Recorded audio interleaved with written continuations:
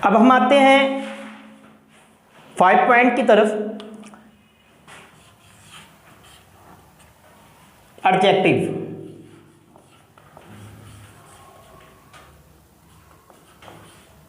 होता यूं है कि जब आप वर्ब और एडवर्ब करते हैं तो इसी तरह एडवर्ब और एडजेक्टिव के दरमियान अक्सर मिक्सअप होता है, बच्चे कंफ्यूज हो जाते हैं, दोनों में एक जैसा ही कर देते हैं। तो इसकी डेफिनेशन और इसकी डेफिनेशन सेम है, लेकिन उसमें थोड़ा सा डिफरेंस है। मैं उसकी डेफिनेशन इसकी डिस्कस करता हूँ, बाद में मैं उसकी भी करूँगा। एडजेक्टिव क्या है? Adjective are those word we can use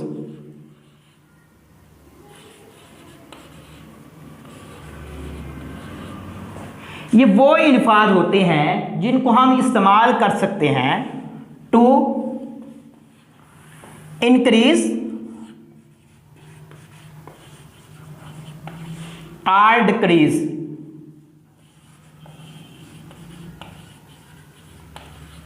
the value of noun. अब देखें, ये जो मैंने डेफिनेशन यहाँ पे राइट किया है, सेम इसी तरह जो डेफिनेशन थी वो एडवर्ब की थी। उसमें इस नाउन की जगह पे वर्ब आया था, तो इसमें इस नाउन की इसमें नाउन आता है वर्ब की जगह पे और उसमें वर्ब आता है। होता ये है इसके डेफिनेशन के अंदर वी कैन यूज, हम इस्तेमाल कर सकते हैं, टू इंक्रीज बढ़ाने के लिए, और डिक्रीज उसको कम करने के लिए, ऐसे अल्फाज जो वैल्यू को, जो क्वालिटी को, जो नाउन की क्वालिटी को, जो इसम की क्वालिटी को, जो प्रोनाउन की क्वालिटी को बढ़ाने के लिए या कम करने के लिए इस्तेमाल किए जाते हैं, उनको एडजेक्टिव कहते हैं। और इसी तरह एडवर्ब की मैं दोबारा रिपीट करता हूँ, ये वो अल्फाज होते हैं जो ऐसे अल्फाज जो फेल की क्वालिटी को बढ़ाने के लिए या उनको कम करने के लिए इस्तेमाल किए जाते हैं, उसको हम एडवर्ब कहते हैं। तो ये एडजेक्टिव है, इसकी मैं एग्जांपल आपके सामने शेयर करूंगा।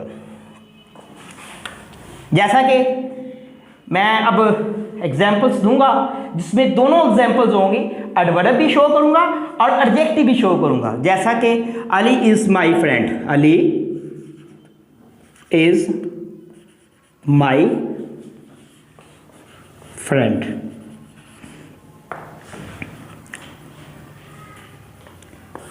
He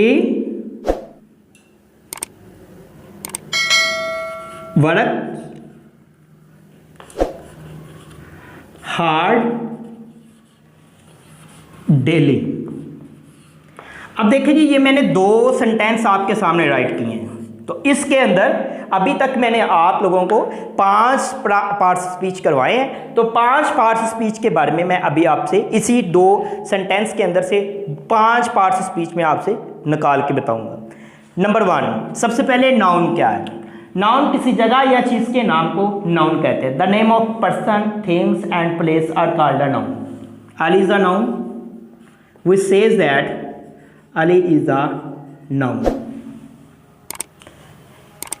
अली नाउन है और अली ऐसे अल्फाज are those word we can use on the place of noun. वो अल्फाज जो इसम की जगह पे इस्तेमाल किए जाते हैं उसको हम प्रोनाउन कहते हैं। सो ये it's a pronoun.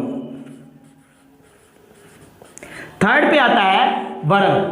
Verb this is a, कोई भी काम को हम वर्ब कहते हैं। खाना, पीना, उठना, ये वर्क करना, काम करना, ये भी एक वर्ब है।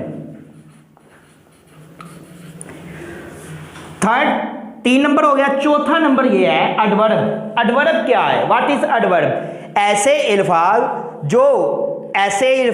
जो वर्ब की क्वालिटी को बढ़ा दें या उसको कम कर दें। ऐसे अल्फाज जो वर्ब की क्वालिटी को बढ़ा दें या उसको कम कर दें, उसको हम एडवर्ब कहते हैं। सो इस सेंटेंस के अंदर अब ये हार्ड, वो काम करता है, अब उसके काम को कहा गया कि वो सख्त मेहनत करता है, वो सख्त काम करता है, वो हार्ड वर्किंग करता है। तो ये हार्ड का जो वर्क है ये इंक्रीज करता है क्वालिटी ऑफ वर्ब, ये वर्ब की जो क्वालिटी है उसको ये बढ़ा देता है, तो इसको हम एडवर्ब कहते हैं।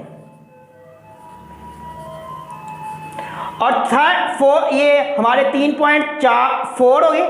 इसके बाद फिफ्थ पॉइंट था जो मैंने अभी आपसे डिस्कस किया एडजेक्टिव, कि ये वो अल्फाज होते हैं जो इसम की क्वालिटी को बढ़ा दें या कम कर दें, उसको हम एडजेक्टिव कहते हैं। तो ये डेली का जो लफ्ज़ है, डेली रोज़ाना वो सख्त मेहनत करता है लेकिन वो डेली करता है, तो इसका डेली करना वो अली की सिफत है कि अली ये नहीं कि एक दिन काम करता है, एक दिन सख्त मेहनत करता है और फिर छोड़ देता है, ऐसे नहीं है। लेकिन अली की नाउन की डेफिनेशन के लिए, नाउन की क्वालिटी को बढ़ाने के लिए उसने डेली का वर्ड इस्तेमाल किया, इसलिए इट्स अ एडजेक्टिव।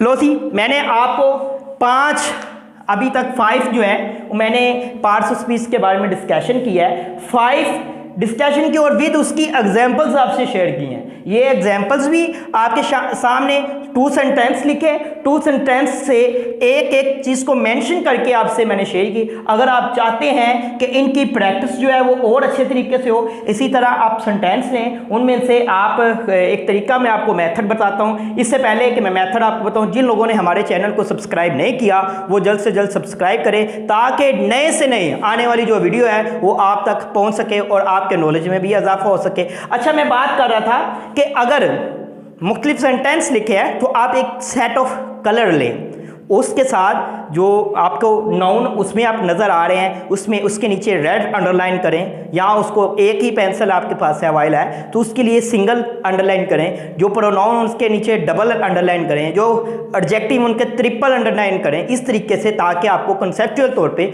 उसकी समझ आ सके।